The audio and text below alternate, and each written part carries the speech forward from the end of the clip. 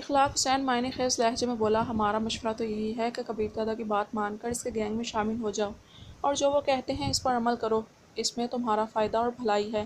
کیا؟ پاشا حیرانی سے چلایا، اس میں میرا فائدہ کہاں سے آ گیا؟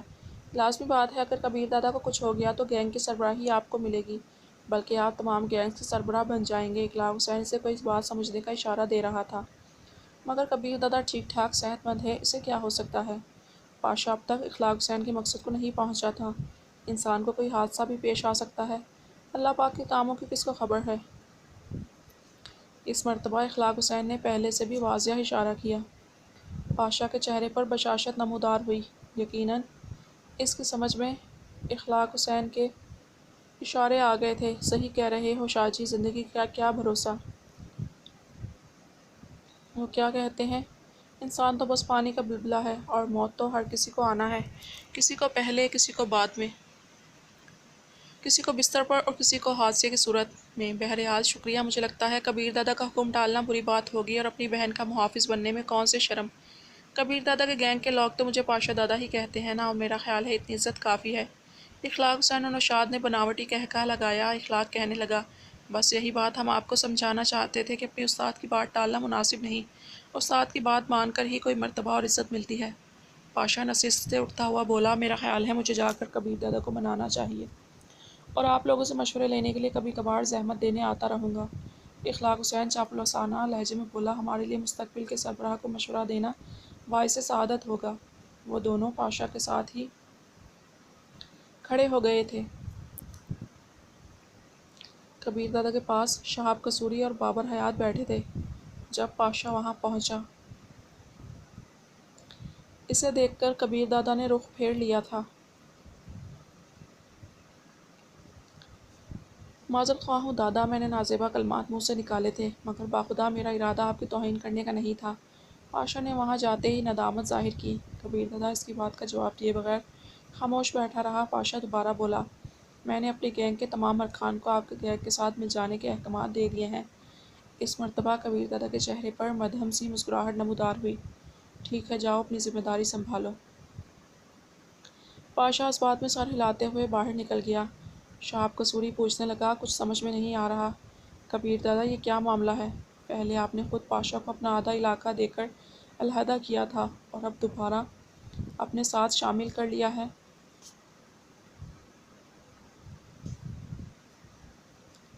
کبیر دادا تفصیل بتاتے ہوئے بولا، یار سچ کہوں تو پچھلے دنوں جو کچھ اخلاق حسین اور نوشاد افریدی نے کیا ہے، اس کے بعد مجھے اپنی بیگم کے بارے میں احتیاط برتنا پڑتی ہے۔ اس کی حفاظت کے لیے کسی ایسے آدمی کی ضرورت تھی جو اس کی ذمہ داری کو اچھے طریقے سے سر انجام دے سکے، اور اس کام کے لیے مجھے پاشا بہترین لگا، کیونکہ ایک تو لڑائی بھڑائی کا ماہر ہے، دوسرا میرے ساتھ مخلص بھی ہے، اور سب سے بڑھ کر میری بیگم کو اپنی چھوٹی بہن سمجھتا ہے۔ اس بات پر پاشا تھوڑا خفا تو تھا، مگر اب لگتا ہے اسے اپنی غلطی کا احساس ہو گیا ہے۔ ایک گینگ کے سربراہ کو اپنی بیوی کا محافظ مقرر کر دینا کچھ جچتا نہیں ہے دادا۔ بابر حیات کے لہجے میں تشویش جھلک رہی تھی۔ کبیر دادا بے پرواہی سے بولا، اپنا برخوردار ہے یار، 1.5 کے بعد دوبارہ اسے گینگ بنا کر دے دوں گا۔ ویسے مجھے بھی پاشا کے تیور کچھ بدلے بدلے دکھائی دے رہے تھے۔ جہاں دیدہ شہاب قصوری اسے تنبیہ کیے بغیر نہیں رہ پایا تھا۔ عارضی اثر ہے، کل پرسوں تک ٹھیک ہو جائے گا۔ کبیر دادا اپنے موقف پر قائم رہا۔ دونوں نے بھی زیادہ تکرار کی کوشش نہیں کی تھی کہ فائدہ نقصان میں وہ دونوں شامل نہیں تھے۔ تھوڑی دیر بیٹھ کر اجازت لے کر چلے گئے۔ بعد میں کاشف راجپوت کی بھی کال آئی۔ وہ پاشا کے رویے پر حیرانی کا اظہار کر رہا تھا۔ کبیر دادا نے اسے اصل بات بتا کر پاشا کے رویے کو توجہ دی۔ کاشف نے بھی کبیر دادا کو اپنے موقف سے رجوع کرنے کا کہا، مگر کبیر دادا تناوش کی حفاظت کے لیے کسی بھی حد تک جا سکتا تھا۔ صبح کبیر دادا کو رخصت کرتے وقت تناوش نے ماں کے گھر جانے کی اجازت مانگ لی تھی۔ ٹھیک ہے، اپنے بھائی پاشا کو ساتھ لے کر چلی جانا۔ کبیر دادا نے فوراً اجازت دے دی تھی۔ کبیر دادا کے رخصت ہونے کے بعد وہ پاشا کو ساتھ لے کر گھر چلی گئی تھی۔ پاشا نے اس کی ماں کے ہاتھ کی بنی ہوئی چائے وغیرہ پی، اور پھر یہ کہہ کر وہاں سے رخصت ہو گیا کہ جب ضرورت ہو مجھے بلا لینا۔ پاشا کو رخصت کر کے وہ ماں سے راز و نیاز میں مصروف ہو گئی۔ ماں کے سامنے کبیر دادا کی محبت کا ذکر کرتے ہوئے وہ پھولے نہیں سما رہی تھی۔ بشریٰ بولی، ہم عورتیں ہوتی ہی بے وقوف اور احمق ہیں۔ شوہر نے ذرا سی توجہ کی دی، خود کو دنیا کا خوش قسمت فرد سمجھنے لگتی ہیں، اور شوہر کی بے توجہی دیکھتے ہی خود سے بڑا بد نصیب کوئی نہیں لگتا۔ آپ کو میری خوشی اچھی نہیں لگتی یا میرے شوہر؟ تناوش بگڑ گئی۔ بشریٰ کھلکھلا کر ہنسی، یہ بھی خوب کہی، میری شہزادی کی خوشی اگر مجھے عزیز نہیں ہوگی تو اور کسے ہوگی؟ اور میرے شوہر؟ اگر اس کے اعمال کو نظر انداز کر دوں تو بہت اچھے ہیں۔ آپ سیاسی جواب دے رہی ہیں۔ تناوش لڑائی پر آمادہ تھی۔ بشریٰ نے پوچھا، اچھا تمہیں اس کے کام اچھے لگتے ہیں؟ وہ بے باکی سے بولی، ان کی ذات کے آگے کچھ نظر آئے تو کہوں نا؟ تم تو ہو ہی پاگل۔ بیٹی کی دیوانگی پر پھیکے انداز میں مسکرا پڑی تھی۔ امی جان، جتنی محبت وہ مجھ سے کرتے ہیں شاید ہی کوئی اپنی بیوی سے کرتا ہو۔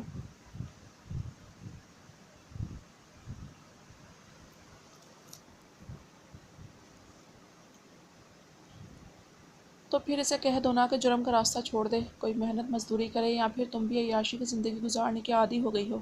اسی کوشش میں لگی ہوں، جلد ہی آپ کو خوشخبری سناؤں گی۔ کوشش کا کیا مطلب؟ جب اتنی محبت کرتا ہے تو فوراً مان جانا چاہیے تھا۔ تناوش نے منہ بنایا، ماں جی بات ان کے ماننے کی نہیں، اس دلدل سے صحیح سلامت نکلنے کی ہے۔ آپ کا کیا خیال ہے وہ کوئی پرچون فروش ہے کہ میرے کہنے پر اپنی دکان بند کر کے آلو چھولے کی ریہڑی لگا لے گا؟ کیا مطلب؟ بشریٰ نے حیرانی ظاہر کی۔ مطلب یہ ہے کہ میری بھولی امی جی کہ وہ اکیلے اس کام میں ملوث نہیں ہیں، کئی بڑی بڑی شخصیات جرم کی دنیا میں ان کے ساتھ شامل ہیں۔ اب وہ اتنی آسانی سے تو انہیں یہ کام نہیں چھوڑنے دیں گے۔ آخر وہ کیسے برداشت کر سکتے ہیں کہ ان کے تمام خفیہ طریقہ کار اور راز جاننے والا ان کے دھندے سے نکل کر شرافت کی زندگی گزارنے شروع کر دیں، کیونکہ ایسا آدمی ان کے لیے سر پر لٹکنے والی ننگی تلوار کی طرح ہوتا ہے۔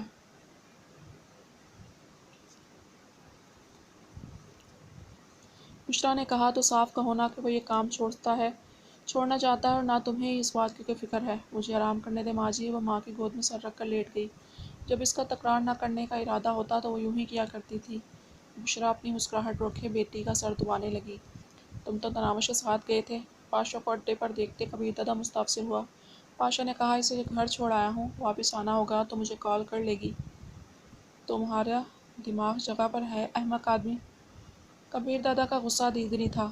تمہیں اس کی حفاظت کے لیے ساتھ رکھا ہے اور تم یہاں پھر رہے ہو؟ اگر اس کے ساتھ پھر کوئی حادثہ ہو گیا تو؟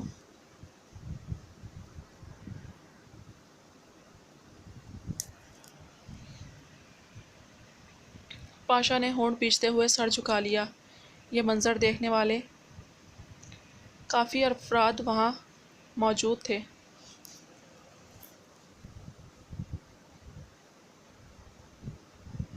فوراً وہاں دفع ہو جاؤ۔ کبیر دادا نے اگلا حکم صادر کیا اور سر جھکائے باہر نکل گیا۔ وہاں سے وہ اخلاق حسین کے پاس پہنچا۔ اخلاق حسین نے اس کا پراتفاق استقبال کیا۔ آدھا گھنٹہ اس سے ضروری گفتگو کر کے وہ اخلاق حسین سے اجازت لے کر وہاں سے نکل آیا۔ تھوڑی دیر بعد وہ خفیہ اڈے پر اپنے 4 قریبی ساتھیوں کے ساتھ مل کر نہایت ضروری بات کر رہا تھا۔ چاروں اس کے نہایت اعتماد کے ساتھی تھے اور پاشا کے لیے کچھ بھی کرنے پر تیار ہو سکتے تھے۔ وہ بمشکل ان سے بات چیت ختم کر پایا تھا کہ تناوش کی کال آنے لگی۔ بیزاری بھرے انداز میں کال وصول کرنے کا بٹن دبا کر اس نے موبائل فون کان سے لگا لیا، لیکن بات کرتے وقت اس کے لہجے سے بیزاری واضح تھی۔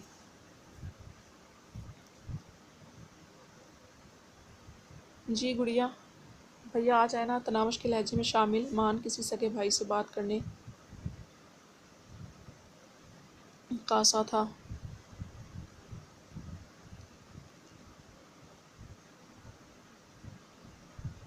میں بس آدھے گھنٹے میں تمہارے پاس ہوں گا۔ رابطہ منقطع کر کے وہ اپنے ساتھیوں کی طرف متوجہ ہوا۔ تمام کو کارروائی کی ترتیب واضح ہے نا؟ جی دادا، سارے نے اس بات میں سر ہلا دیا اور تناوش کے پاس جانے کے ارادے سے اٹھ گیا۔ خان صاحب خوش ہو جاؤ، 1-2 دن میں ہمیں بڑی خوشخبری ملنے والی ہے۔ اخلاق حسین نوشاد افریدی کو مخاطب تھا۔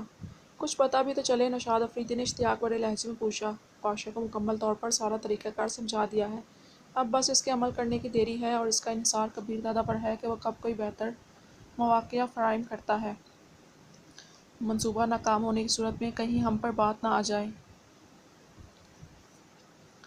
نوشاد نے تشویش ظاہر کی۔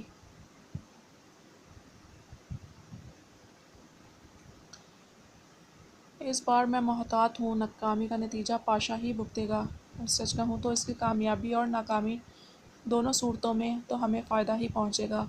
उस्ताद और शागिर्द दोनों में से एक की कमी भी हमारे लिए बाइस इत्मीनान होगी। नौशाद परेशानी से बोला, लेकिन शाहजी असल मुसीबत तो कबीर दादा है ना।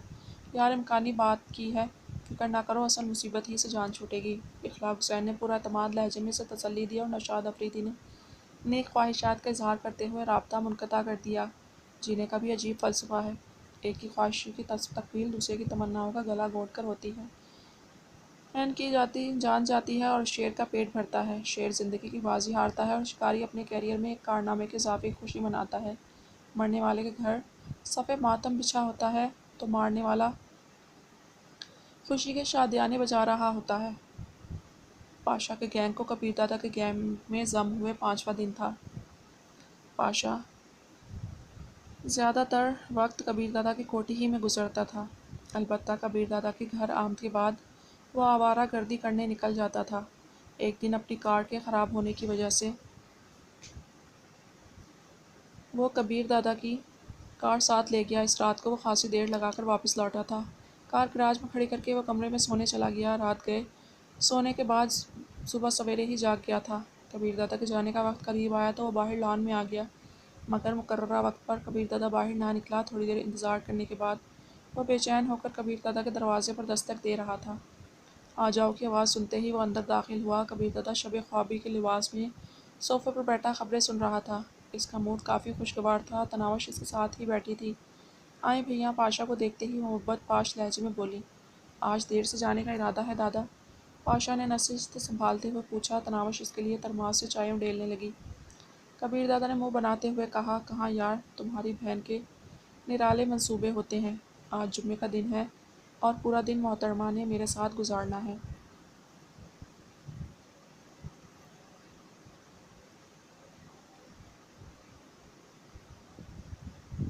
ऐसे ज़िद तो नहीं करते गुड़िया। पाशा फ़ौरन तनावश को समझाने लग गया था। ज़िद तो नहीं की भैया, आप खुद इंसाफ करें, हफ्ते में एक दिन तो मेरा भी बनता है ना। अच्छा ठीक है, पाशा के कुछ कहने से पहले कबीर दादा ने कहा। इसकी बात मान ली, मगर इसने काफ़ी दिन पहले एक वादा किया था, वो अब पूरा नहीं कर रही। कोई वादा वगैरह नहीं किया था। तनावश ने इनकार में सर हिलाया। इसके चेहरे पर हया की सुर्खी दौड़ गई थी। पाशा ने बादल नखवास्ता पूछा, कैसा वास्ता? वादा कुछ मुझे भी तो पता चले। याद है इखलाक हुसैन के घर तकरीब में मोहतरमा मेरे साथ गई थी। इस वक्त इसने मुझे मोबाइल फ़ोन पर पैगाम भेजा था कि इसी वक्त वापस घर चलने पर ये किसी लौंग लाची वाले गाने पर मुझे रक्स करके दिखाएगी। और अब कल ही मैंने बख्श के मोबाइल में ये गाना सुनते देखा। बस इसे कहा मेरे मोबाइल में भी वो गाना डाल दो। अब सुबह ही से इसे कह रहा हूँ कि गाना मैं लेके आ गया हूँ, रक्स किसने करना है?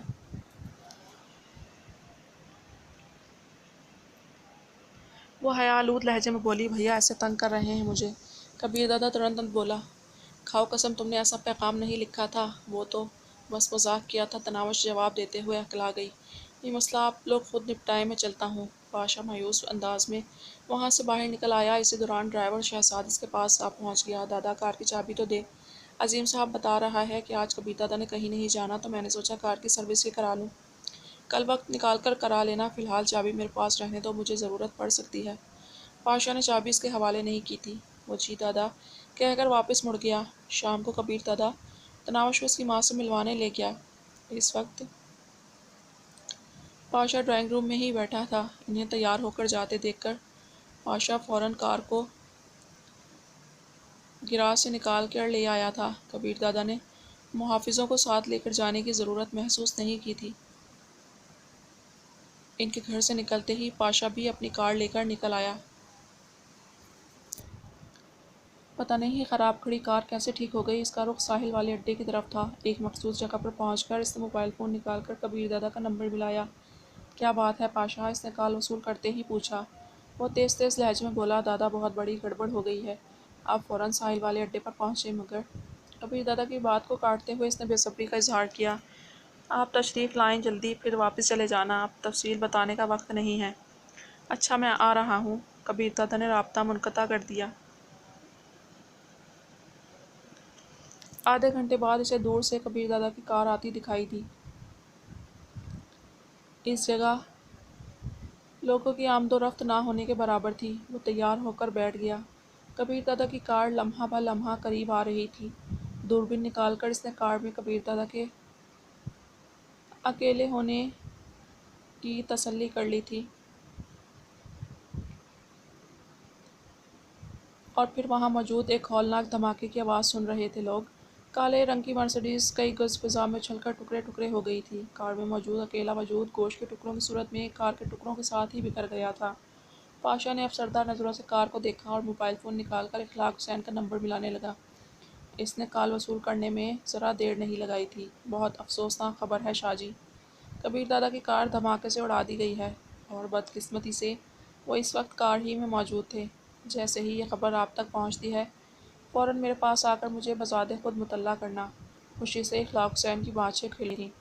ہاں شاہ جی، میرا سرپرست، میرا استاد اور میرا بڑا ہی پاشا نے رابطہ منقطع کرتے ہوئے کہا اور کار کا رخ ایک مخصوص جانب موڑ دیا۔